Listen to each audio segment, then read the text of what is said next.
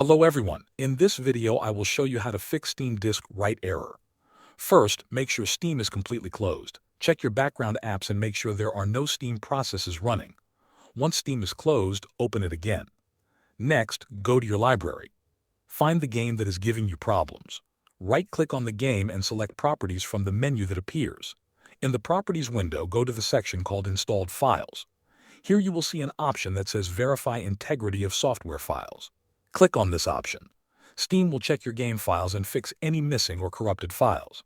After that, we need to check Steam settings.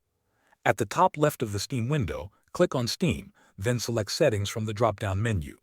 In the Settings window, go to the Download section. Here, make sure the download region is set to the location closest to you. This helps Steam connect to the best servers for downloading and updating your games.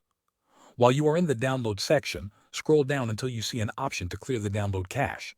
Click on this option. Steam will ask you to confirm. Clearing the cache can remove any corrupted files that may be causing the disk write error.